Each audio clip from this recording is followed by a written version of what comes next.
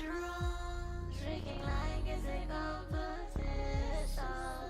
So you wanna see my mood? No, you just want to get the best of you. So look at how I glow. Let the light mystify you.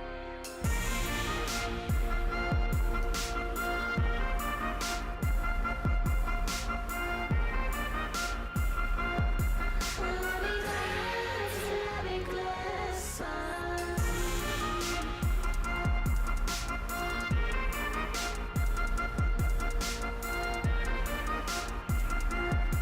Let me dance, let me glisten. Ain't nothing but good luck. The music's getting to the hook.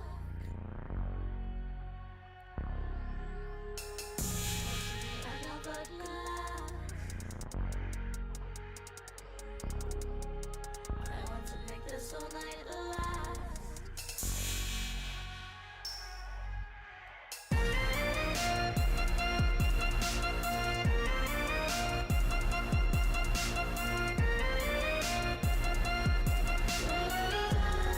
Let me dance, let me glisten.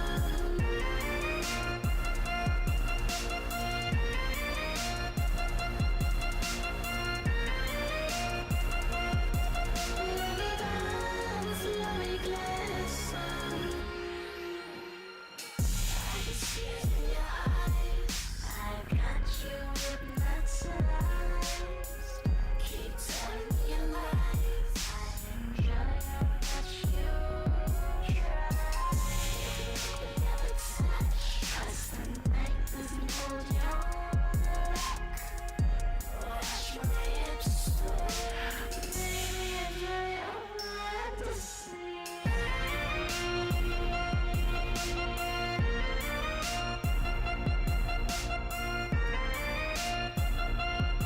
Let me dance, let me glisten.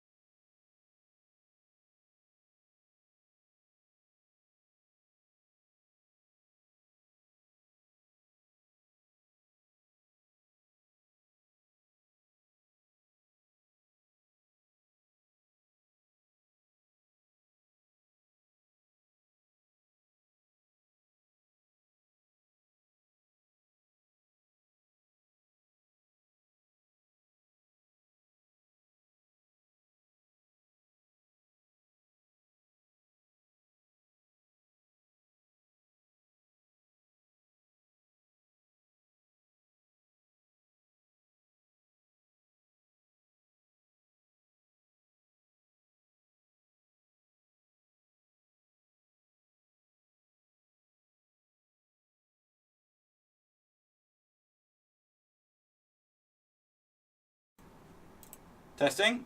Ah, good. My mic broke for a second there. Hello.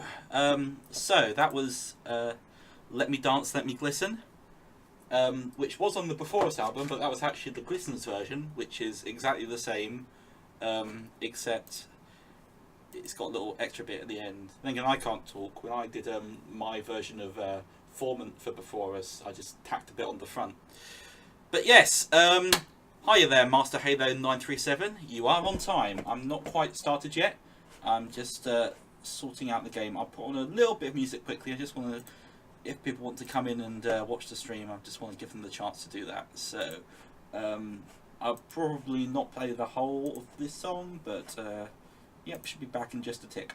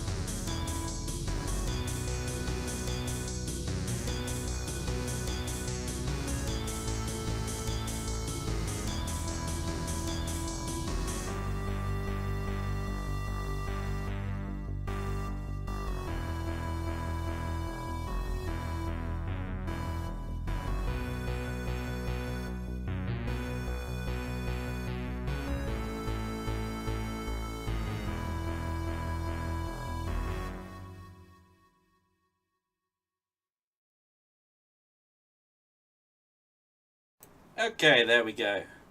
You know, I should probably stop playing my own unreleased tracks on these streams, considering I save them out afterwards. But regardless, here we are. Okay, I just need to turn on the sound and everything.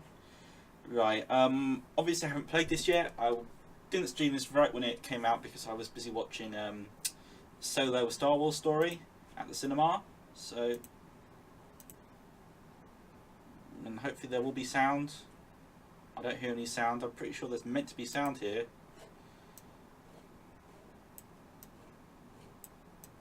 Hello, sound. I might have to restart it, one sec. I think I screwed up the sound when I was fiddling with audio devices earlier while I had it open. There we go! You just check that's getting picked up. Well, the audio's getting picked up, but seemingly no longer the... Come on.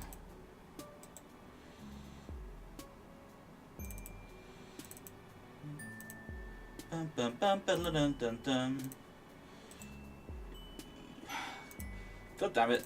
Sorry about this, the eternal technical issues. Streaming is a pain in the arse. Specific window. Go. Lord above. Sorry for the bother. I have no idea why. Oh, no! There we go! Brilliant! We're here. We are ready. And my stream doesn't appear to be showing anything still, which is weird. Oh no! It's just lagging, I think. So yeah. Right, okay, let's get into it. So, I haven't played this as I just said. I have seen a couple of things. Obviously I know the two characters. I saw 2 images just on my Tumblr. They're not really spoilery, I think they were just... Oh, I know that James... What's it? No. I know that someone did the music for Tagora's Route, but I can't remember if it was James Roach or Alexander Rossetti. I know it's one of those two. I just remember it being one of those two, which, to be honest, it wouldn't be anyone else really. But I guess we'll find out. In fact, let's find out right now. Colorist musicians James Roach, yep. Call Me Gorgor. And Alexander Rossetti did Vicaries. Yeah, that is Vicaries, the new one. Yeah, yeah, definitely the. Yeah, which is just I think from Genesis Frog. Yeah. Okay. So we know where we're at, and where we're at is about to seek more friendship, and then update the MSPA wiki a lot.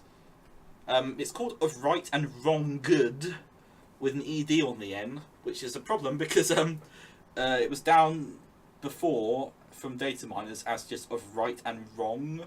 So I guess someone probably has changed the wiki already, but I'll have to check afterwards. And I need to extract that imagio, but again, later. Oh, I haven't got the chat up on my phone, so I should do that. And I'll be just with you. Oh, I'm accidentally logged out of Twitch. Maybe not then, I'll just periodically check it manually on my desktop. Well, laptop. Which is currently on top of my desk. I sound so posh. Just my accent, dude. Can I help? Can I help the poshness? Anyway, yeah, James Roach.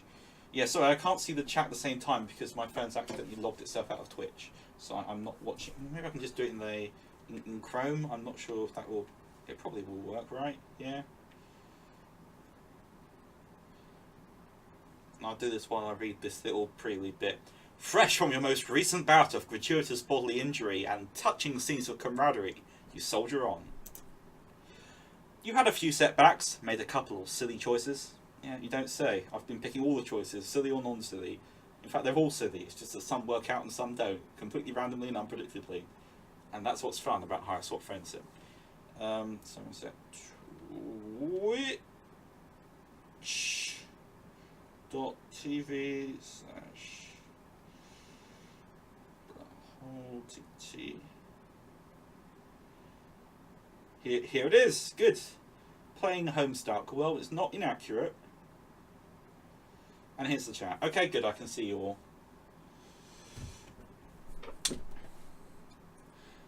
Made a couple of silly choices. Boy, do things just keep happening. Yeah, I know. Every 2 bloody weeks. This is insane. Just straight up playing Homestuck. Well, you know, Homestuck is, as we all know, a video game and an anime. And, you know, a movie, comedy, and a book. Homestuck's basically everything. So, of course, yes, I'm playing Homestuck. But let nobody say that you, the main character, are incapable of growth and change. You have made sure not to be caught in the wilderness near Dawn again. You have made your way back to civilization. Okay, so I'm just kind of wandering in circles at this point. You can't wait to discover what new adventures await you. Adventures like friendship! Awesome. Okay, so as usual I'm going to go left to right. And I'm quite excited because I like teal bloods. You know, it's my extended zodiac sign. You know, obviously I'm not Teresi Pirate on Tumblr, but when I did the extended zodiac test, I actually got true Libra. So I identify very strongly with this blood group. Maybe not with this dude, but I think it's going to be quite interesting. You know, like an actual. Well, obviously I don't know his character, but I'm guessing he's actually sort of a morally corrupt legislator, which is something I really want to see more. Okay. You wander down the street in a not too demolished looking part of town, but you don't really take much of it in, because I'm just back in Outglut again. Exactly where I was before. You're not really looking where you're going. Should have learnt better by now. This is an elementary mistake, especially on a planet where everything that exists seems to be on the spectrum of engineered specifically for murder to could be a weapon in a pinch, but you've got a lot on your mind. And now, as the car, these guys probably have some ridiculous word for it. What? Yeah, prepare for me to mispronounce half of the text, as always. But you haven't learned it. You hadn't noticed slams into you, sending you flipping head over feet. You add a few new concerns to your list. Your bones and organs. God damn it, I was just getting healed as well. The sound of the driver yelling, "Watch where you're going, lump squirt chugger!" fades as they drive away, and you assess your situation. You stretch each limb in turn, which, you've got to say, doesn't feel great. You've landed in a bush which is covered in sharp spines. Your arms and legs all still work though, and when you do an experimental cough, no blood comes out. Pretty lucky, you think? You may have redefined what luck means by this point in your journey, but you'll take what you can get. You don't figure that luck will extend to the driver turning around to help you out of this bush, your gazes meeting, and have you been involved in an accident that wasn't your fault? I bet you that's going to be how this starts. And your gaze, this reminds me of a scene from Better Call Saul, which, by the way, I think that's starting again soon. I need to look on that because I love that show. This bush, your gazes meeting and sparking an immediate and intense connection that leads to a beautiful lifelong friendship. But you let yourself hope. After a few minutes of struggle, the answer to your comradely daydreams comes into focus above you, a figure outlined by the spiny leaves of your plant prison and the glow of the moons. The troll you see isn't the driver of the car, but you don't care. Your heart is beating wildly with your continued lucky streak. Here he is. By the way, I saw on the post that this is a cost incurred for legal services or something, and also that seems to be a troll symbol for money, which I'm not sure if that's based on the symbol. I'm pretty sure it is, but I can't remember which one. Yeah, see, it's based on this just with 2 lines through it. So that's probably the troll money symbol, just with 2 lines through it, like the sort of dollar symbol in America. So yeah, that's interesting. Interesting to know. And I like the slightly more aliased 0 there, because it's being drawn in by the software as opposed to being a texture. Anyway, let's actually play the game instead of fucking around for ages. Hello, you seem to have fallen victim to a collide and scamper with that scuttlebuggy back there. 50 Alternia bucks fee. Have you contacted your personal legislator? If not, I'd like to offer my services. My name is Dagora Gorjek, but please call me Gorgor. I'm here for you, for a nominal fee, of course. He puts a business card with his sleek teal vest, he pulls a business card from his slick teal vest and offers it to you with a precise flick of the wrist. His claw beds are perfect. You try again to sit up, buoyed by this offer for assistance. He's some type of doctor, maybe? Or lawyer? It doesn't matter, really, because he said he was here for you. These words go right ahead and burn themselves onto the softest chamber of your heart. Or should you say your collapsing, expanding, vascular-based, blood pump, whatever the fuck it's called. Yeah, no, I totally trust this guy. He totally doesn't come across as well. We'll see. You start telling him your plight thus far, reaching up through the brambles towards this beacon of hope. This guy seems trustworthy, and that's not just your lack of options talking, you swear. As you shift, the moonlight shines on you. He steps back briefly, dropping the card. The one eye that's not covered by his super product infused hair opens wide. Yeah, because I'm an alien. He recovers, smoothing his hands down his chest and straightening out, clearing his throat as you continue to explain. You're what? Oh, yes, an alien. I knew that. I've done work with aliens before, so your situation shouldn't be an issue at all. Alien legislation stipend. Everyone deserves an equal opportunity to be represented by me. In fact, we may be able to use this in our favour for a larger cash settlement. Cash settlement? I think some programmer has forgotten cash is in the non sort of technical spelling. It all depends on our angle.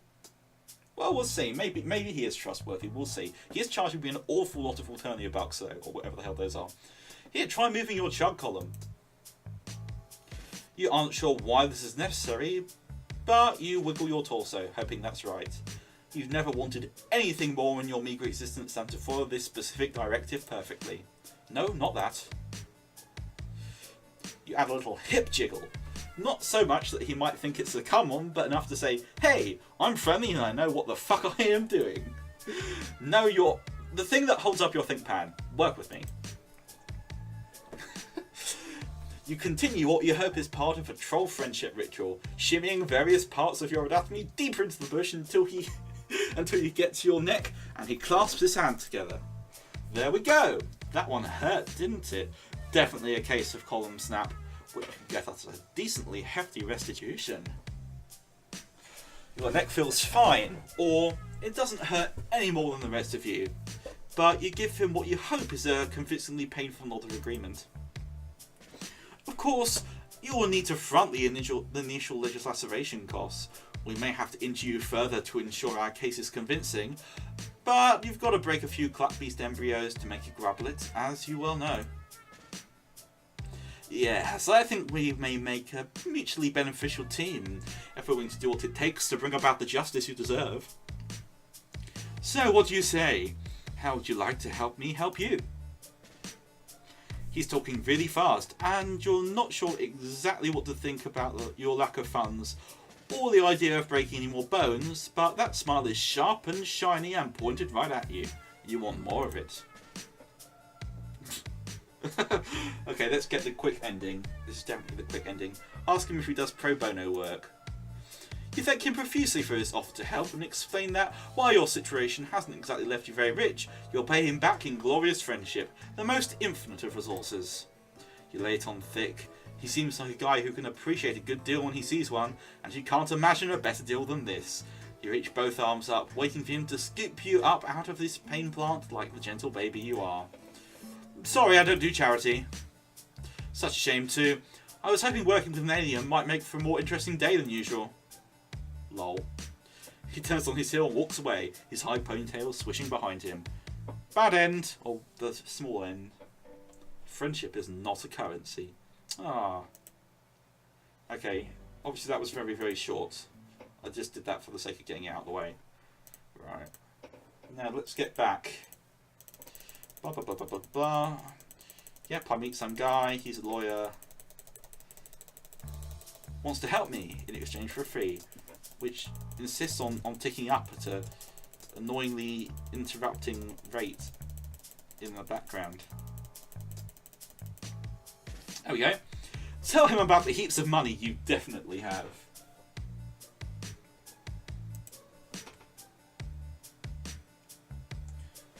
Sorry, I'm just fiddling with my chat on my phone so I can actually read what you're saying. You mentioned how incredibly loaded you are, and how core to your sense of values it is to pay well for good work.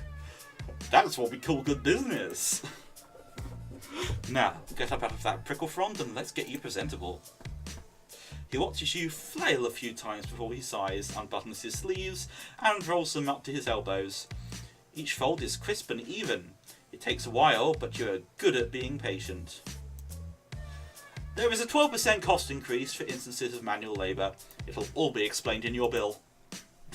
I like that sprite. It's itemised. I'm sure an alien of means such as yourself will be able to handle it. You take his hand and he pulls you up out of the bush. It's kind of a rough job. He's not as strong as he looks, you guess. He glares at you like he is daring you to say shit about it, and you're a quick learner. He cuts you off mid-thank you. My office isn't far from here. We can go there to get things started. And by things, I absolutely mean get you clean and sign a lot of vaguely worded yet stringently binding documents. He walks with a purpose. You shake off the flora stuck on in your various body parts and do your best to catch up. From the outside, his office basically just seems like his hive. You've learned a thing or two during this shitstorm of a cultural exchange, though. You gotta play it cool when a potential friend invites you home. You never know what cages or monsters or methods of evisceration they might have laying around, and you want to prepare a nice, chill look on your face for whatever carnage you're about to be confronted by. Ooh. Aha! Look at that! Ah, oh, what a nice ferrety boy! I'm warming to him already. It doesn't work. Your face falls to bewildered hell when you walk inside because it's all chrome and glass and broad white walls in there. Now, it's kind of unusual. Most trolls don't really have a sense for decoration and decor unless they're jade bloods. It's like he bought the fanciest looking crate and barrel display room he could find, down to the last useless minimalist accessory, and then never sit down on it. His Lusus, a ferret, is chilling on an enormous silver thing that's halfway between a throne and a play tower. It's more gold than silver, but whatever. Everything is clean and bright and at perfect right angles. And you don't see any weapons anywhere. It's fucking creepy. Well, that thing looks sharp. That could probably be used as a weapon. Or that really spiky lamp. You know, everything is an improvised weapon on Lanternia. And on Earth too, you know, you just have to be brave enough.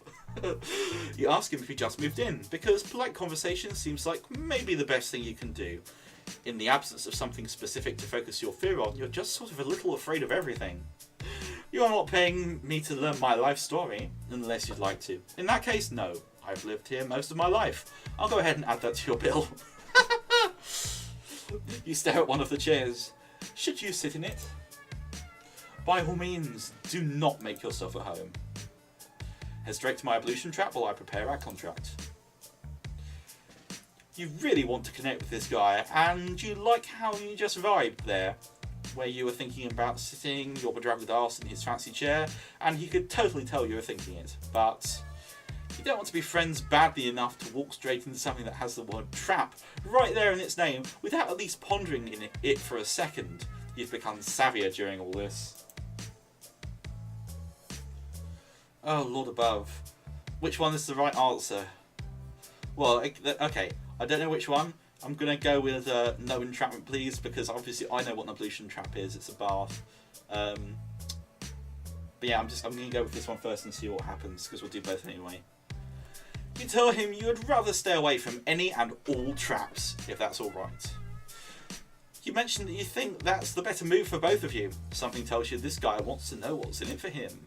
Probably all the times he's said explicitly that. You do have that vibe going after all. He taps a claw on his chin and looks you up and down. He takes his time. You try not to blush, no matter how exacting his gaze is. You present a solid case. Your whole look is more than a bit repellent, but it may make the pitiable lost alien angle more emotionally effective if you still look like you just got run over. We're going to see his honourable tyranny? We can actually go to court?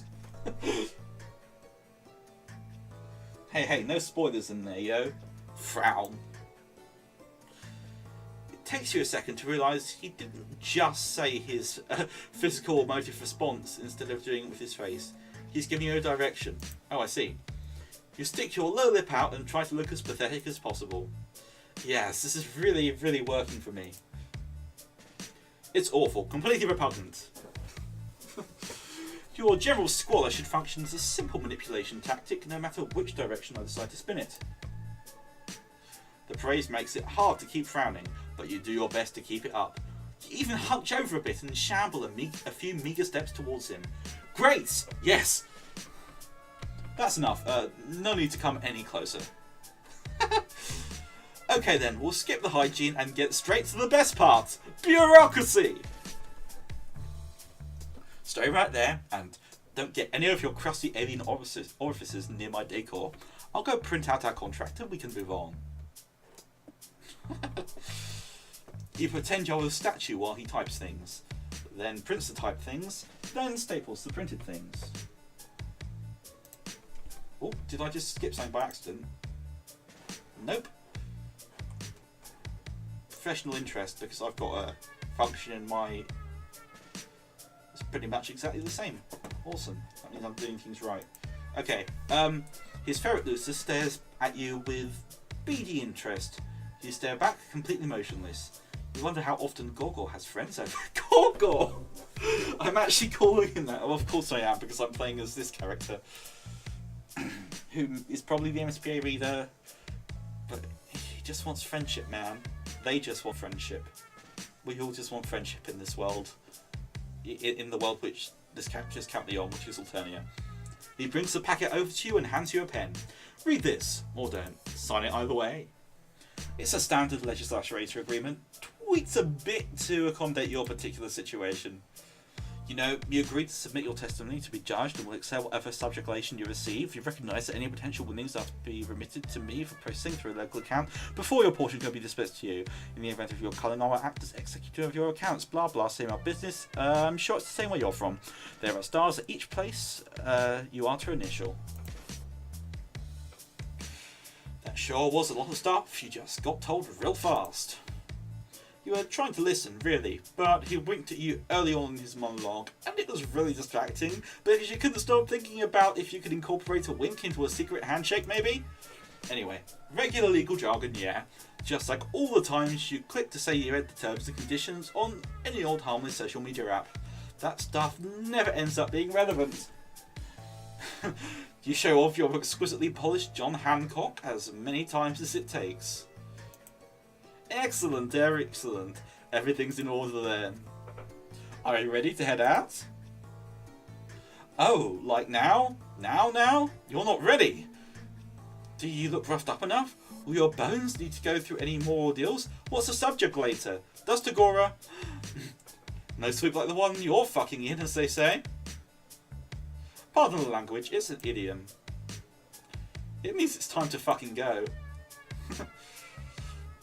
You follow him out about as apprehensively as you followed him in. As you retrace the path you took not too long ago, it occurs to you to wonder where this glorious feat of justice is going to take place, and like if anyone is going to subpoena the arsehole that hit you. Is that even a thing here? You skip up to match Tagora's pace and ask. There's no real need for you to worry about that. It's for me to deal with. I saw the perpetrator, of course. If it seems prudent to pin the crime on them when the time comes, I will have more than enough credible evidence to condemn them. Their blood cast should be sufficient, but if it seems worth it to call in their dentist scuttlebuggy, I can certainly do that as well. Bones for a potential frame job. Of course, that's not the only way we can spin this. It may not be necessary to involve them at all. Don't bother worrying about that either. You definitely still worry about that, but you nod and keep walking like you're not bothered. You want to match his level of easy confidence. It's almost comforting to be around it, now that you've spent some time with him. It's simple. She's still basking in the ease of being told what to do when the whole void flips over on its arse so fast you feel it like ice down your back. What? You look at Tagora first. He stopped walking and his posture somehow gets straighter. Even his cute little ponytail thing looks more alert. He's staring at the approach of another troll, a blue guy. You know that means high blood, but not much else about what that entails, aside from what you're picking out from the full hair on end cat reaction from old Gorgor next to you. Pleasant evening, sir! His voice somehow gets sweeter and more professional at the same time. You can recognise what he's feeling because you've felt it in yourself the whole time you've been on this godforsaken planet. A deep, all-consuming thirst for approval. He's gunning hard for business boyfriendship. The high blood, however, is not. At first you think he might be chill, because his smile gets huge, and hell if you don't love getting smiled upon. You start to introduce yourself until Tagora shoots you a "Be cool" look. It's then that you learn that this guy's smile is not the nice kind. What's this? He asked. Gorgor picked up a little friend? It's not... We have a working relationship. You try not to let his dismissal of your friendship sting. You're not there yet. It's okay. You want to be helpful. So you put on your best injured face and start hobbling in a circle, twisting your neck at the most grotesque angle you can manage without actually hurting yourself. Who is this high blood? Are they one of the troll called trolls? I'm interested. You groan pitifully about all your bones. Oh, right, your booming drone pursuing business. This client you have here looks extra shitty. Good luck getting anything good for whatever this mutant is that you scraped up from the gristle grate. If you take a moment to consider the potential. The blue guy rolls his eyes and keeps walking, elbowing his way right between the two of you on his way past, like you're nothing. Tagora freezes. His eyes stay fixed ahead of him, where the blue guy was just standing. It's like he hasn't processed the movement yet. Even though he got knocked back a few steps in his wake, he starts shaking. Yikes! That was tense. You want to say something reassuring to Tagora, but he has kind of ascended into another plane of existence. Maybe a nice reassuring pat on the shoulder will help diffuse the mood. You put a ginger hand in the mere vicinity of his body and he whirls to face you, eyes narrowed and breathing heavily. You snatch your hand back fast. Mistake! You! Do you have any idea how rare that networking opportunity was? Do you realise what you... No, of course you don't. You don't know anything. You're just a weird old homeless thing who doesn't even know how to cross the fucking street. He starts laughing, all high-pitched and weird. Up until now, he seems so slick, so unflappable. That Gorgor is hard to reconcile with the one pacing back and forth, hollering and grabbing at his face. He's pretty goddamn flapped. Oh boy, you really screwed up, huh? Maybe your busted neck routine was not convincing enough, or too convincing. Either way, you figure now might be the time to bow out before this scene really blows up. You tell him so. Your neck is fine, look! You headbang a bit to prove it. No, the deal is the deal. He breathes in slowly through his nose. Alright, Gorgor, remember your mantra. He closes his eyes. After an awkward minute of watching him whisper something unintelligible to himself, he opens them and immediately starts that bonkers pace again, so you skedaddle to catch up. He keeps talking, though by now he's just talking to himself with you as an eavesdropping barnacle with really slow legs. Little manic giggles bubble out in between his sentences. He closes his eyes.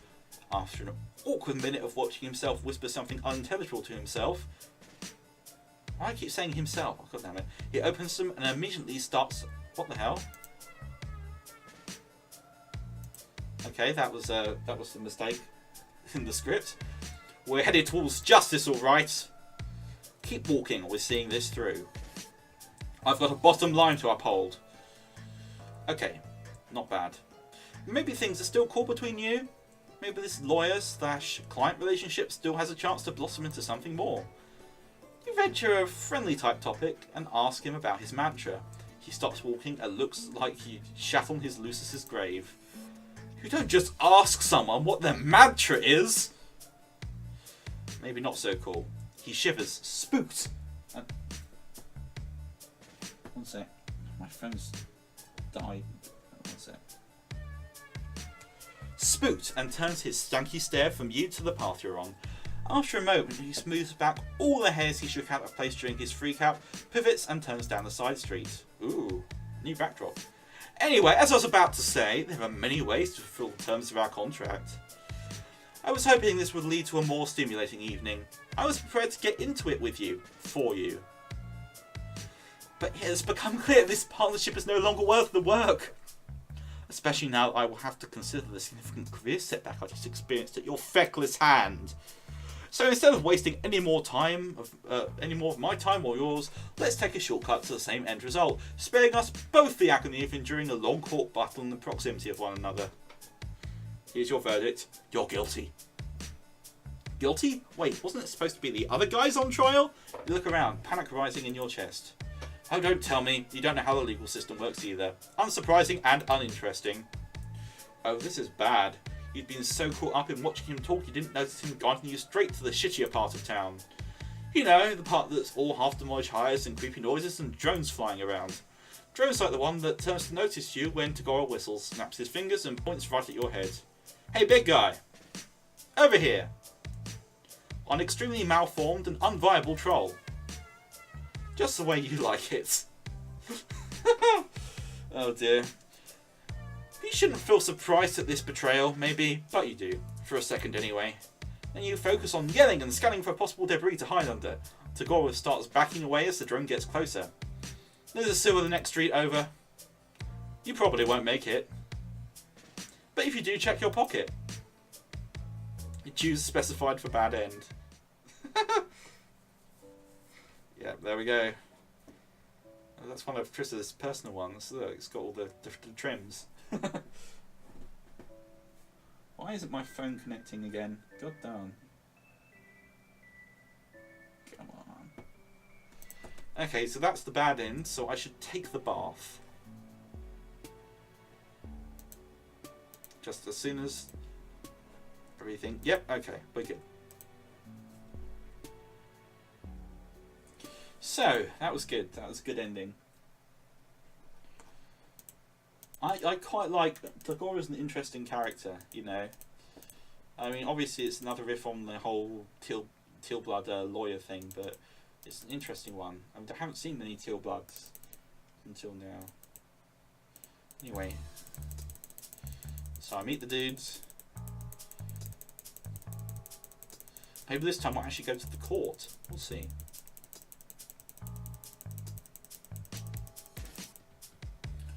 Yep, I have so much money. So much money. I like this music. It's a... So I say it's a real bop. What I mean is, it is enjoyable. Take a goddamn bath. Okay, here we go. You are more than a little concerned about the trap part of the instructions you just received, but hey, at least the trap you know about is better than one you don't. And with everything else you can see so freaky pristine, he has to be hiding some evil somewhere. You wonder if it's a dungeon. A dungeon could be cool. Oh, the ferret bounds down off its pedestal and jerks its head for you to follow it. You do, because it seems like a regular thing to do and Tagora is busy on his computer. It leads you to a bathroom, which is just as fancy and clean as everything else you've seen. Wow, I love that multicoloured soap. What's that got in it? I'm suspicious. It looks like a fucking Beck head, but I think it's just an oval, just, yeah, with a little chunk taken out of it. The Lucis chitters at you for a second, squirms its big noodle body around and leaves, shutting the door behind it. You wait a second till it's probably gone before you test the handle. It's unlocked. Huh. You wonder what the point or, motive might be for leaving into this room until you turn and see yourself in the mirror. That is some haggard looking stuff right there. So, fair. You're flying by the seat of your pants, but you guess maybe you're supposed to take a bath? If not, and he gets pissed and unleashes the ferret on you, at least you'll make your maker nice and clean. You expect something indiscernible. God damn it. You half expect some indiscernible goo or blood or something to come out of the faucet in the weird lumpy tub, but thankfully it's just water. Once you're in, you take a look at the truly inordinate amount of bath products you have at your fingertips. There are 3 shelves of little bottles and soaps and unidentified lathersome accessories by the tub alone. There's even more by the mirror. The labels are all gibberish, of course, but you sniff a few until you find something fiery and go to town. You take more time than you should in there, but you haven't experienced a moment of luxurious solitude in a bit. Full-time friendship searching can be difficult work. It's good to recharge.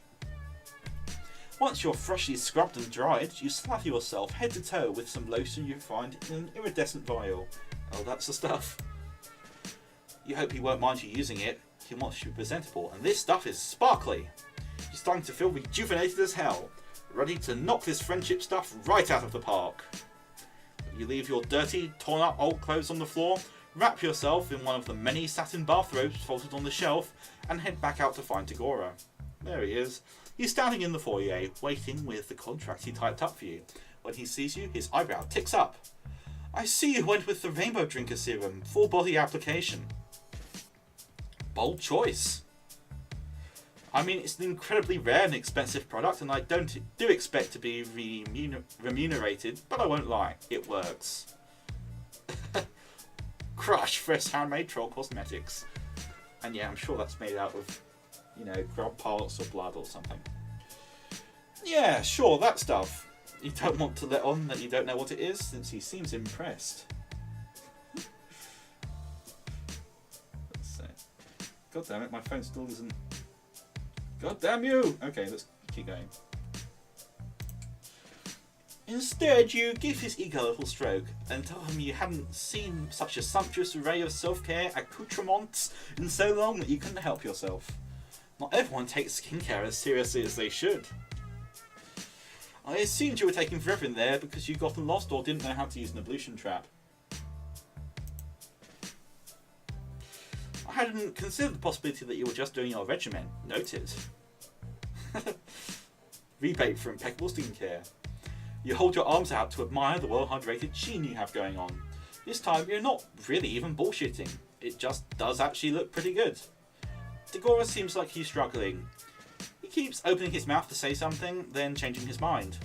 He's clutching the documents in his hands like a flotation device. He looks down at them and back at you. I typically use that particular product to highlight my cheek blades, but there's no real reason you shouldn't apply it more liberally, especially if cost isn't an issue. It's a little drastic for my personal style, but there is a certain unorthodox glamour to it. The next bit looks like it hurts him a bit to get out. Do you? Would you like to step outside to see the full effect? You bet your arse he would. You're curious about what he means by effect, and this seems like more fun than signing stuff. He places the documents down on his desk like they're made of glass, not paper. He looks up at his Lucis, who just sort of tilts its head to the side. You look away and give them privacy to do whatever eyeball communication is going on. After a bit, Tagora clears his throat and heads towards the door. You don't comment on the bluish flush in his cheeks. For all the shift in his demeanour, he still seems like he might kick you out on your arse if you try to get too feelingsy with him.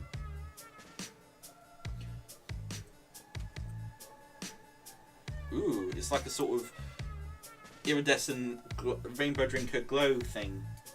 You start to glow as soon as you step back out into his dark front yard. Not in a light bulb kind of way, but a sort of subtle, ethereal luminescence. What is this stuff? Now that is a look.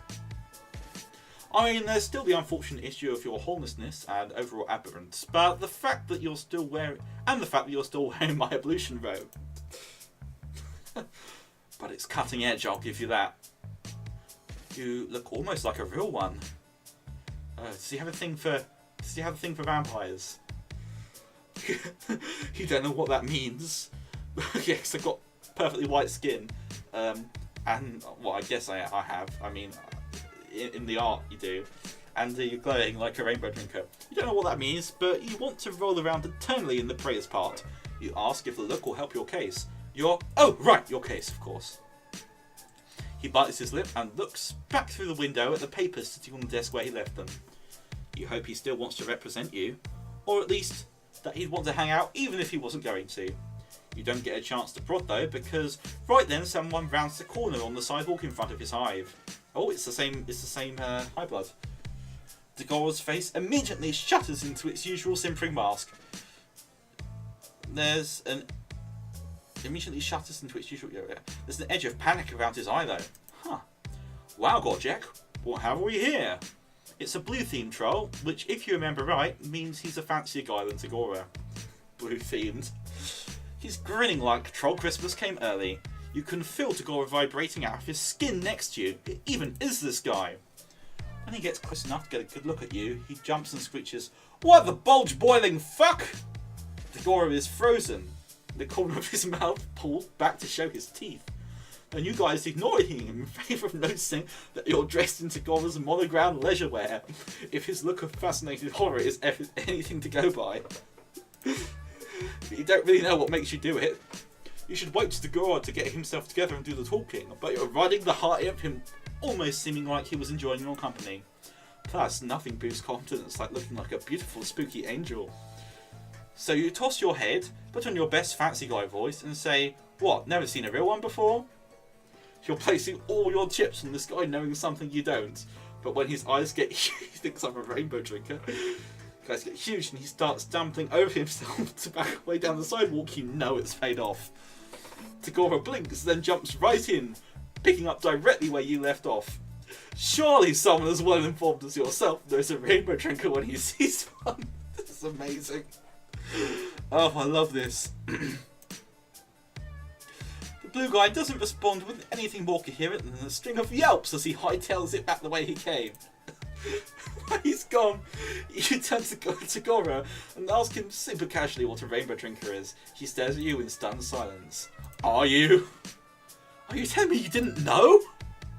You nod. And you ran with it anyway, exploiting the fear you picked up on to turn the tide of a delicate encounter to your favour? You shrug. You guess so. You tell Tagora you hope his friend wasn't too freaked out. Friend? No, God, I hate that guy. There are simply times when being liked by your betters is helpful. Though technically, fooling me is just as good. Better maybe. So you know, thank you. Tagora's laugh is soft. It's not a sound you expected to hear. He's happy because of something you did. You can't help it. You start laughing too. That was a bit of a rush, wasn't it? It was almost fun. I certainly didn't see it coming anyway. I underestimated you. He gives you an appraising look and takes a deep breath. You're so nervous all of a sudden. You feel unbalanced on the precipice of what he might be about to say. From one prevaricator to another, I will let you in on something. I haven't actually encountered an alien before. Oh, sweet relief. You tell him his act was airtight. And as long as everyone's doing the truth thing, you admit you lied a bit too. You aren't actually rich. Oh lord. Yes, that's clear now. You have the invaluable ability to fake it though. That's potentially much better. Ooh, good. Why don't we put your case on hold for the time being? You wouldn't have enjoyed the outcome of our legal system anyway. Oh god, not again. There's some error here. Yeah, blah blah blah. That just now. Preemptive interest on how to. We can find an alternate means of you working off your debt. I think we may make a better team than I previously anticipated. With our wits combined, we can tackle bigger and better things than traffic injuries. He flexes his hand at his side, then in one swift and decisive movement, he extends it out to you, on whose face is something close to an honest-to-God real-ass smile. I've never actually formed a legitimate partnership of any sort before, but I believe this is how it's done. What do you say? Ooh, friendship discount. The glow in your heart shines brighter than any expensive and still kind of mysterious lotion. You take his hand in your firm, no-nonsense grasp of pure, inexorable joy and shake it. Good end! Friendship! Just sign here. That was good. I enjoyed that a lot. That was funny. Okay. That's Tagora's react. I want that to go on longer. That was a fun one. I was enjoying that.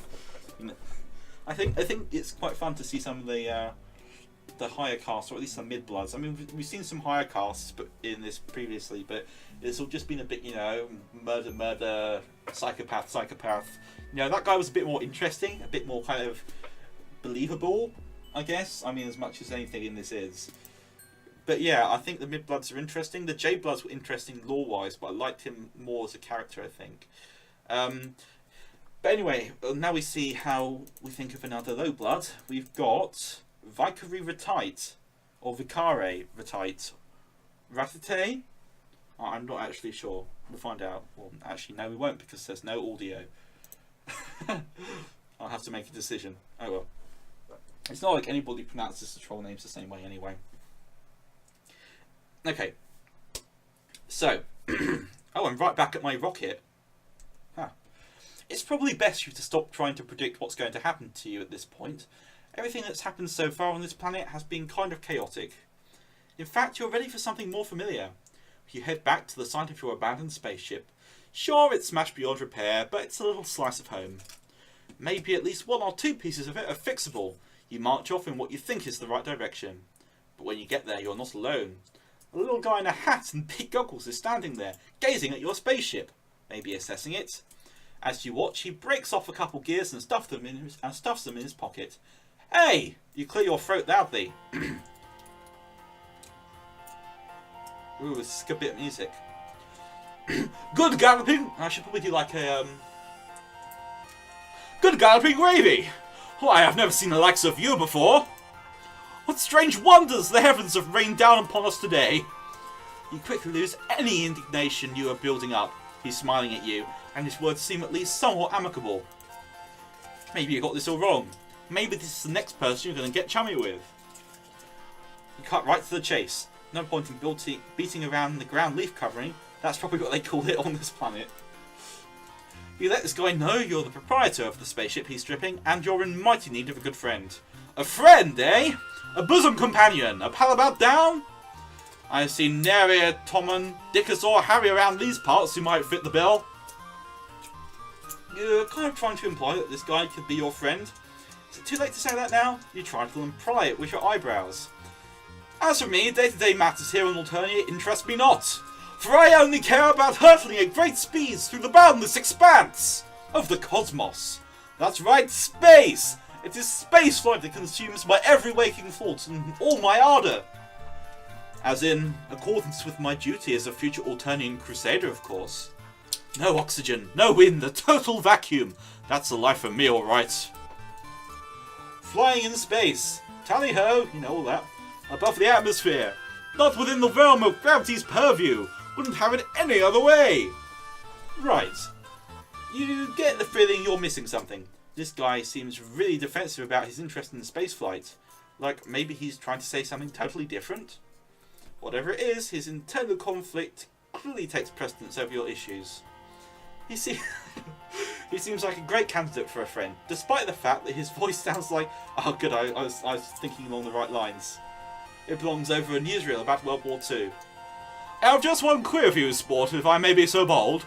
Do you also like spaceflight? Do you yearn to see the moons shining above, the clouds whipping by as you chase and tease the impish western wind? And then also going past that up in space?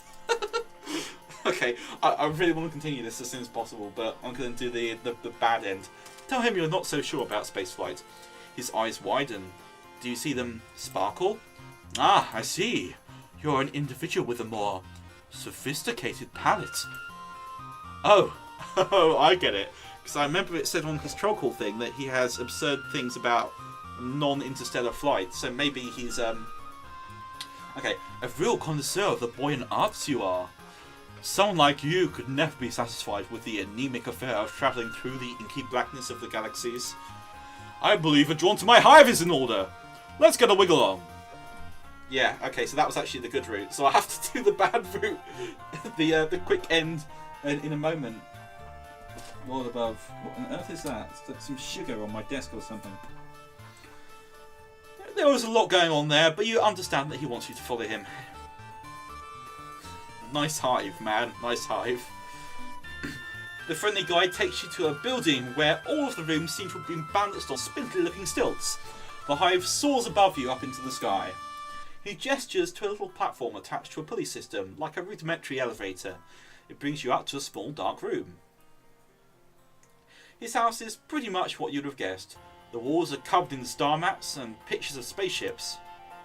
You notice that many of them have chimney slogans splashed across them, saying things like, "Explore the galaxies, because you're required to fulfill your duty to society," and "Enlist, travel, make friends, don't get cold." Is that the battleship Condescension? Well, I suppose it's Trizz's equivalent.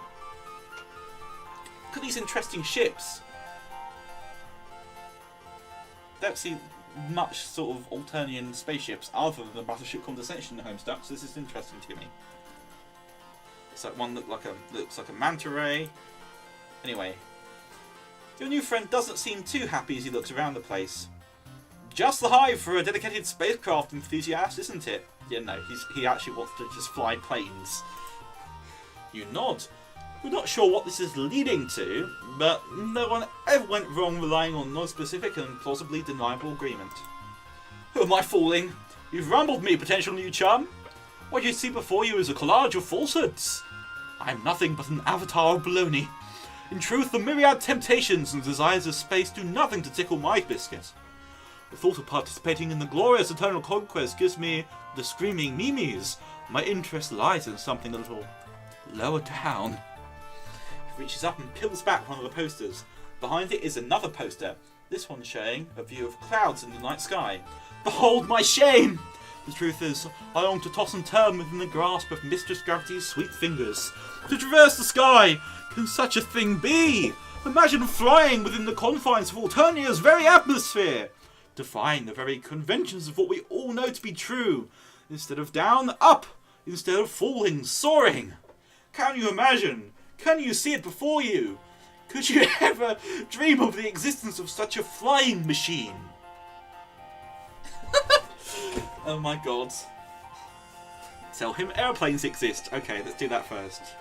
This might be the good end, regardless. I brought you here to show you my truth, and you treat me to mockery! An airplane? A plane that floats in the air? Flying machines are a serious business. I think you should leave. What the fuck? That was really short. What? What? Was that the short end? Are there more than 3 ends? Oh, at least I get to pick the other option. What was the other option even the... It must have... Oh, I'll see what happens. Okay, so first we're going to pick Yes, I Love Spaceflight. Okay, I'll tell him I love spaceflight. This might just be another quick end, I'm not sure. Well then, we're in total agreement. Two kindred souls travelling hand in hand into a glorious yet inevitable future of conscripted service in space, which is, as I've already made clear, a thing I most definitely and positively desire. So it seems we have nothing more to discuss. Toodaloo! Toodaloo, what was old chum? I'm not doing the voice quite right. I need to watch like a World War II movie so I can get it just perfect. It's actually a voice I can do. Anyway. I wonder if there's like 4 endings to this one. That was another short exit. Well, I suppose we can see. I mean, there's only been 3 so far for every other character. But that doesn't mean they can't have changed it for this one. Like space shite, not so sure about space flight. Okay. Go to his hive. An airplane! Tell me you've never heard of such a thing. Ah, but the future is ours to build, my strange, huge and unhorned comrade. What do you think? Does it excite you? Do my ideas rattle your buttons? You can't help but notice that he's referred to you as a chum and a comrade, but friend hasn't made an appearance yet. Do synonyms count, or is it just a tick of his speaking style? You look as earnest as you can and nod vigorously. You are... Excuse me. You are almost positive this is a thing he really wants to express interest in. Aha! The truth will out! Who and I share this furtive passion for the indulgences of the air. A dialogue between a troll, a flying machine and the stars. But further away from the stars than we would be in a spaceship. I cannot stress enough how different of a thing this is. Can't decide between nodding and shaking your head here, so you furrow your brow and do your best to look thoughtful. You may be contemplating the differences. This fellow's demeanour towards you is definitely shading to the more temperate climate zones. However, certain physical needs are starting to assert themselves. You're still pretty banged up from your previous adventures, but right now the aching of your stomach is screaming for attention. You humbly ask your friend to be if there might be any chance of getting a bite to eat. But of course! Why, if I'd known you had a rumbling in the old digestion's bladder, I would have shut my yapper toot sweet. Time for a good old nosh. A Yamarooney, what ho? Now, how did we attain the victuals? We could venture into the great unknown, which is to say out of my hive, or we could stay here, bolting to whatever twists and turns Lady Fate has in store for us in the nutrition block. What say you, new timer? Oh god, more choices. Yeah, there's more than 3 endings. Oh lord. Okay. So presumably 2 short ends, and then maybe this is a proper choice. I'm gonna first go with stay in the hive. You tell him any food he has in the house will be fine. Surely staying here will get you fed more quickly. No problem at all, my fine and fervent fellow. However, I believe 2 kindred souls such as ourselves have more ways of communicating than mere words alone. I think I'm grasping the meaning behind your request. The signal from your transmitter is pinging my cranial orbis receiver. I can see what you're truly after is food for the soul. You definitely meant food for the body. You look for an opening where you might gently correct your new buddy, but he seems to be working himself up to say a lot more things. The delectable nutrition of what a troll's truest being craves, the sustenance of thought, of imagination, of desire. That which announces itself better than the finest grub noodles. Art, passion, science. You must have a hankering to see my flying machine design sketches. Well, I don't know about the MSPA either, but I sure fucking do. I must see these sketches. I need to know what amazing flying contraptions this guy has thought up. Despite your troubles, you can't help but think his enthusiasm is kind of sweet. You nod weakly. You make one last attempt, indicating that food might strengthen you to fully appreciate his work. No need to worry. I am fully confident in your ability to take in my glorious blueprints. You have shown yourself to have quite the sturdy noggin and discerning ganderbulb. I would welcome your input. Warmth blooms in your stomach. It feels so nice to hear him compliment you. You're not sure what you've actually done to earn his praise, but you definitely don't want to ruin this now. Maybe seeing his designs will be fun, even on an empty stomach.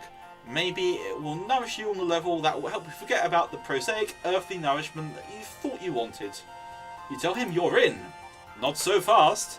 That which I am planning to reveal to you is what I keep closest to my torso pillar. It's not that I don't trust you, my footloose and horn-free cohort, but I think I'd like to trust you a little more before vivisecting myself. I'm displaying my bleeding organs before your penetrating gaze, which is a metaphor for exposing my portfolio. Might I trouble you to participate in a small trust trial? No problem, you tell him. While your bud insists you make yourself comfortable while he gets a few supplies. After a few minutes, he returns. So, I read that wrong. Whatever. After a few minutes, he returns with a fistful of fabrics in different colours. Here's what's been bouncing around the old brain box of mine, buddy-o. I'm going to tie this blindfold around your face. Now I'm going to give you some instructions, and you're going to try to locate the case where I keep my treasured sketches. If you can find it, it's got to mean that we trust each other deeply. Like 2 wings working in unison to achieve liftoff. If that's how wings work, I'm still figuring out the principles of the matter. What a romp! Are you up for it? It's too late to turn back now, and really you don't want to. It's kind of a relief to have him tell you what you can do to earn his friendship in plain terms. Well, as plain as this guy's terms ever get. You give him a thumbs up. Now we're on the trolley! You quickly tie the fabric around your face. The time is upon us! Time for the inaugural flight of our deepening bond. Time to nudge our fledgling companionship out of the nest and see what happens. Your new friend starts to direct you around the room. To the left! No, my left! Sorry, okay, I meant your left. And now onwards to the glorious future that lies before us. You smile weakly, doing your best to follow his instructions. He sounds happy, so you must be getting somewhere. Almost to the doorway. 3 steps forward if you would be so. Wait! Crash. You stagger backwards from the impact. You hear yourself wheeze. The shock has totally knocked your lungs out of commission. Your chest jerks in tiny contractions as you gasp for air. Oh, beans. Ding dang darn it. There's no pain, just an intense pressure focused on the centre of your face. Right around where you ran into something face first. You put the blindfold and you hear footsteps, which probably means your new friend is rushing over to help. He gets the blindfold untied and his face swims into your vision. He looks utterly gobsmacked. Why, I'll be a horn beast scrub food. Everything copacetic, new pal? You put your hand up to your face and touch something wet. Sure enough, when you pull your fingers away, they're covered in blood. Your nose isn't gushing or anything, just sending a couple of rivulets to let you know it's having a bad day. It's not so bad. You'll tell your acquaintance this, but it doesn't look any less horrified. Shriveling stratocumuli! All this time I've been testing you to see if I could place a tender gift of trust in your declawed little hands, and he has bestowed upon me the greatest trust of all, knowledge of your non-standard hematological attributes. I am truly honoured, flabbergasted, absolutely pushed to the brink of rationality by such a display of faith. Never mind the trust trial, you deserve to see my sketches. Just wait here. Be back in 2 shakes of a baby bower beast's hindquarters. You sit down on the floor again, wiping the blood off your face. You're not going to question the stroke of luck you've been shown. Why, if you knew bleeding was the key to these infections all along, you could have encouraged some blood from the sites of your multiple injuries. But no matter. You sniff the last of the blood back up into your nostrils, tasting metal at the back of your throat. When your almost friend returns, he drops a big stack of papers onto your lap. You page through the designs. The first few are rudimentary, mostly variations on spaceships with little notes like how to make it not reach escape velocity, and less jet fuel? Shape could be less aerodynamic. But as you keep going, the designs get pretty interesting. One seems to rely on some big rotating sails to achieve lift. Another shows a light frame body attached to 4 jointed wings. You briefly wonder what he plans to make the wings out of before you see a note stating that these are dragon wings. A follow-up scribble states, flapping mechanism? How to soften rigor mortis? But hang on, you take a closer look at the machine's frame. This guy's sketch is pretty detailed. The frame doesn't seem to be made of wood or aluminium as you expected, but smaller, individual shapes lashed together with some kind of cord. Maybe it's just a macabre aesthetic, but you think it looks like bones? You look back at the other design. Now you look at it, the sails in this one have a texture that might be leather or similar. The sketches themselves are picked out in a variety of colours, not dissimilar from some of the bland new blood colours you've discovered lately. Oh boy, you've been down this creepy alien road before. Using your lightest, most jocular tone, you question the bone shapes. You soften your words with a big, not freaked out smile. What's that? Well, I'm not a construction professional, you know. Gotta make use of what's available. Only cold low bloods and grubs, of course. Not an ounce of interdirectional spirit in this fellow over here. Fear not, unhorned one. These wacky cultural differences. You just misunderstood. You take refuge in your old standby of nodding and smiling. It's none of your business what body parts this fellow uses or doesn't to make his Wright Brothers transformative fan works. Friends aren't for judging people's use of corpses as construction materials anyway. Oh, maybe that's what happened before. I can do it by rolling. Huh.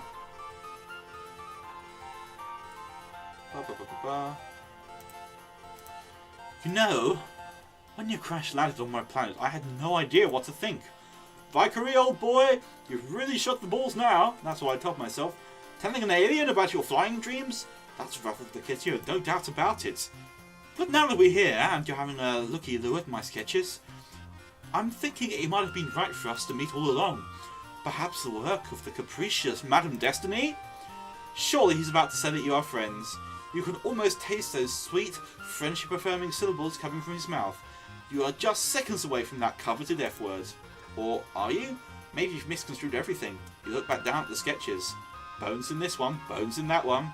You say that these plans call for bones of aliens like him, as if you understood him correctly. But they don't really look that different from, well, the bones you're more familiar with.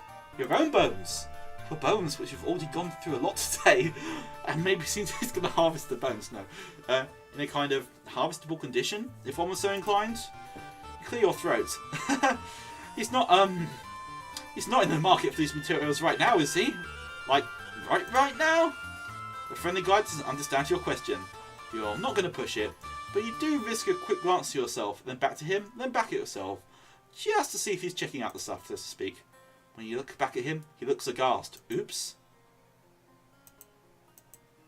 Heavens to biscuits! Is that what you think of me? Think I'm the type to start taking people's body parts all higgledy-piggledy? As if there aren't plenty of thoughtlessly discarded rib cages to work with? If that's the type of gent you're looking for in these parts, I'm afraid I'm not the type of aggressive heartthrob you're after. We can't be all the macho, bloodthirsty, romantic hero type.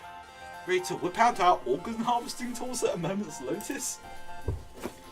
I thought we could be friends, but now I see you're looking for something different. My apologies, I think. I think it's best if you go elsewhere. You want to correct the misunderstanding, but you're not fully sure what the misunderstanding is? This guy doesn't seem to be in any mood for friendship right now. You hang your head. Looks like this all was just a big waste of time. Ah, misunderstood. Weh.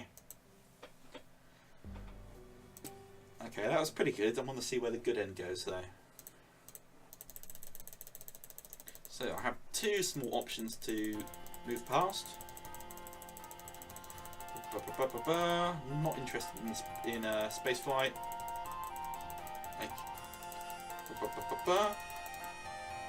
Never heard of airplanes. Okay. And then we've got to pick go out for food. Go out and look for food. From your budding chum's words, it sounds like he himself isn't sure if there's any food in the house. Best to risk it and go outside. You tell him your decision. Top choice, buckaroo! Foraging is how I while away most of my time, after all. It's just one small matter to trouble the old brain power. If we're venturing into the unknown out into the unknown yonder, we should obtain some chow for my Lucius as well. I'll be a real grumpy Gustav if he goes too long without his nosh.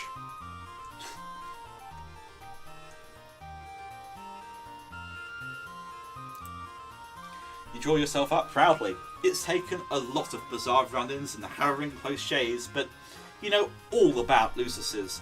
You cry about Gustav, was it? Ho ho, what a card you are! No, my Lucius! I call him the Canary. He whips out a photo. It shows a smaller version of himself. His horns nothing but stubs. A far too big pair of aviator goggles slipping off his face. Stand behind him is a large white fowl, big scraggly wings folded back against its body. You want to say an emir? Whatever it is, it's definitely not a canary. Its beak touches the top of your pal's head with something that might count as affection.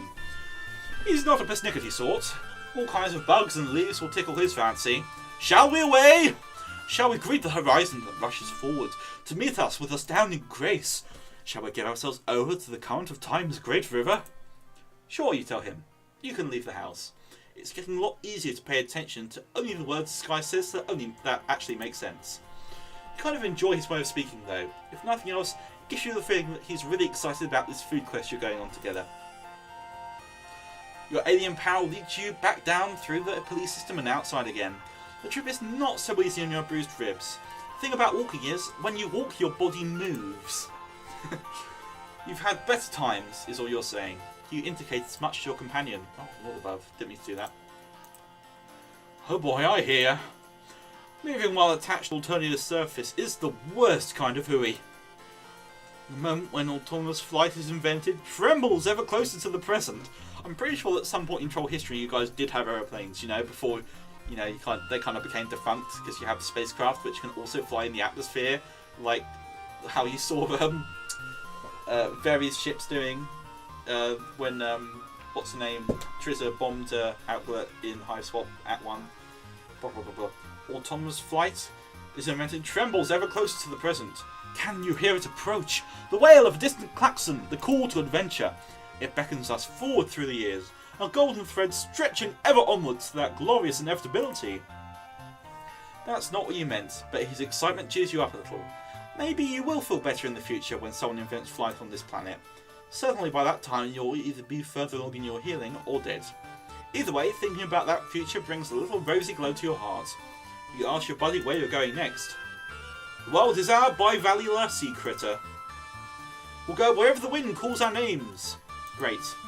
But if it's a short-term answer you're inquiring after, there's a specific plant the canary likes to eat. It's got white petals and its leaves as red as a troll's most lurid desires.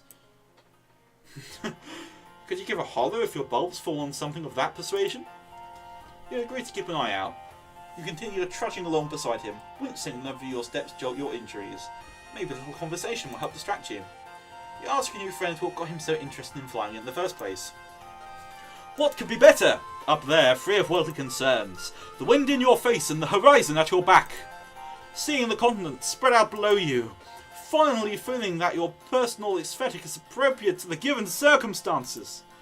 You chew over this for a minute or two. It seems like what really makes this guy tick is the travel and adventure thing. Or maybe that's just what you're getting from his general demeanour and pretty much everything he's said up until now. You're nervous to bring up anything that might make him dislike you, but in the interest of bonding you forge ahead. Aren't there, you say with apprehension, maybe some similarities between flying and space travel? Like maybe being in a spaceship could satisfy some of these urges? What? There may be some superficial similarities to trick the common troll, but in essence, the blood pusher and soul of each, as different as night and day. Blood pusher, so that's an alternative troll phrase for heart. As a mountain and a ditch, a star and a mud puddle. Don't get the fellow wrong, space travel is fine. Well, it's the only way to satisfy our bloodthirsty and nearly immortal overlords, and I look forward to such a time when I can be of service in the eternal millstone grind of intergalactic conquest. But it's missing the punch, the pizzazz, the kaboom, the trunk beast's honk of it all. Just as you feared, you've stepped in it now. You're struggling for a response when out of the corner of your eye you spot a cluster of white flowers. Relieved, you point them out to your companion, who races over to gather them. But when he holds one up, you can see it has blue leaves, not red. Your shoulders droop. Seems like all you're doing is disappointing your buddy. He's been so nice to you. At least that's what you think you've read between the lines of his confusing speaking style. Fear not, my smooth-headed compatriot. These are not the loosest rations we sought, but this plant is people chow. What I mean to say is we can eat it. Since we are people, it's food for people, not food made of people. To be clear. He comes back with a fistful of the flowers and hands you one of the blue leaves. My throat's getting a bit dry, but this is the last fruit, so I'm going to stick it out. You are not all sure that food that's safe for your buddy will be safe for you as well, but at this point you don't have much to lose. Besides, with the way your stomach is groaning, it might as well be a perfectly seared steak. You put it in your mouth. Chewing on the leaf, you feel even more affectionate towards this guy than before. You were worried this trip was just telling you an excuse for him to run some kind of household errand, but he really did find you something to eat. You're desperate to find some way to show him you understand his interests. You want to connect to him on a deep soul level. Anything to get him to look at you with that treasured glow of friendship in his eyes. Whenever he mentions space travel, he talks about how it's something that he has to do, some kind of necessary obligation. So maybe there's a reason he's fixated on that activity that is kind of similar, but just a little different. Maybe he doesn't want to do the required thing, the space conquests, but doesn't have it in him to rebel entirely all the way. Maybe airplane flight, or whatever similar thing he is envisioning, is a compromise between what he has to do and what he wants to do. A balance, like almost fine, in order to live as an individual in society that shapes one's desires from birth. This is deep.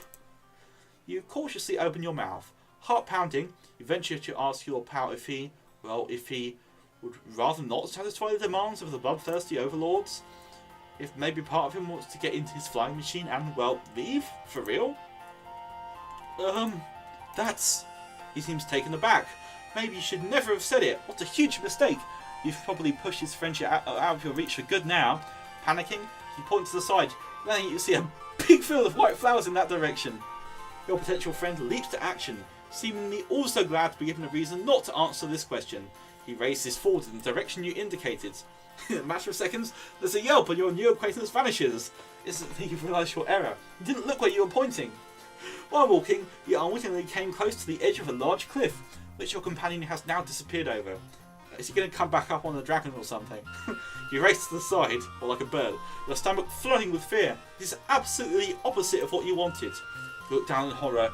Our new friend now looks approximately how you felt when you first crash landed on this dark planet. Oh no, he's landed and hurt his leg. He's conscious, his face frozen in shock, but one leg is twisted underneath him in a nasty way. You may not be familiar with his alien... Maybe that felt like fight to him, who knows. You may not be familiar with his alien anatomy, but you're almost positive that it shouldn't look like that. You call out to him in distress, sure he's going to castigate you for your mistake.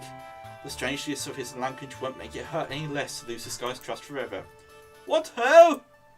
Kalukale! His voice floats up from the ground below, weak but somewhat jovial. Is it possible he's not angry? Oh, joy is happening! Oh, delight for the body and spirit! Did you see? You're being absorbed what occurred before your very visage. I flew! So yeah, I saw it through the air. Just for a moment, but it happened. An ecstasy like none I've ever known. You hesitate. Is it really possible that he could be taking this so well? That maybe your big fuck up was a step in the right direction after all? Yeah, I know, it's surprising. It's definitely a little worrying to hear him celebrate a dangerous fall, but none of that matters if you can secure his friendship at last. My strange associate, come down on here! You will celebrate in grand fashion this eve. How did you know? A brief sojourn through unfettered air would bring me such joy. You're a fine fellow, and a truly superb friend. Your heart lifts with joy. He said it. Of course, now you have to find some way to climb down a cliff with your messed up ribs, not to mention figuring out how to transport someone with a broken leg back to the house. You're not really sure if that's possible, or when the adrenaline that got you as far will give out and force you to succumb to your own pain.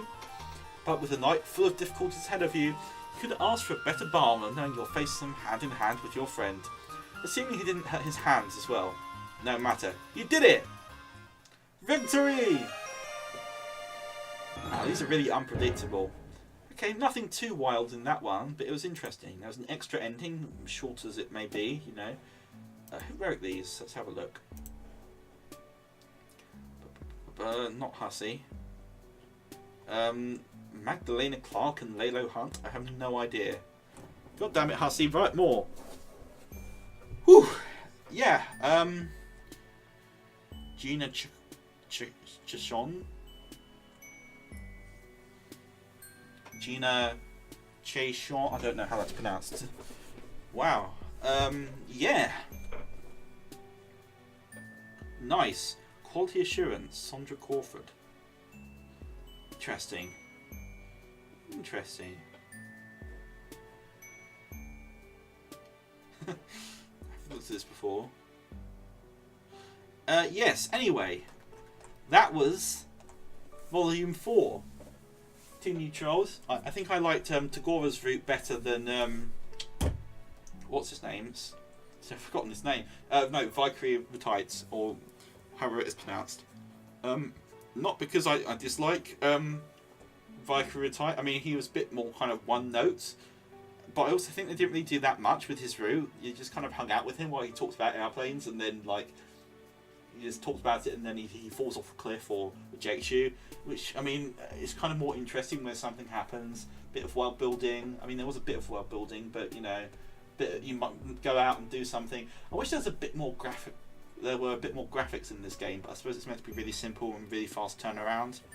I didn't get to see the High Blood before. We didn't get to see the Troll Court, which would be really fun.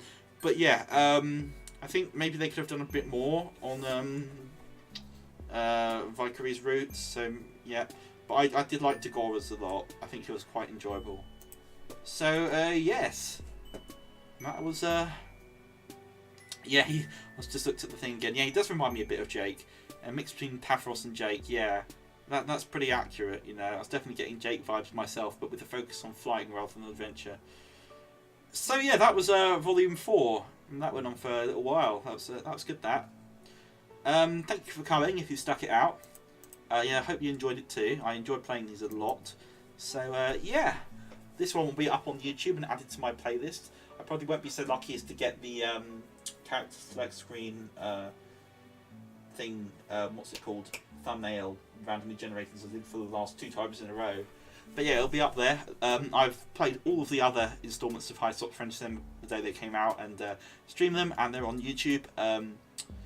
And so once I export this one, I'll put the link on my blog. So if you want to see more and you haven't seen my previous ones, then you can do that. So I hope you enjoyed Hiveswap Friends Sim Volume 4. I will be back in 2 weeks' time with Volume 5, which is called something. It's going to be called. Let me have a look. I reblogged a post earlier. No, it wasn't a post. I saw it in the Homestuck Discord because someone data mined it out. I wonder if there's a banner for it already. Where is it? Over right and wrong. Blah, blah, blah, blah, blah. Oh yeah, Volume 5 will be called Of Affection, Unwanted or Untrue, apparently, unless they change it again. But yes, thank you for coming. This has been very fun, and I'll see you guys around next time. Goodbye. See ya.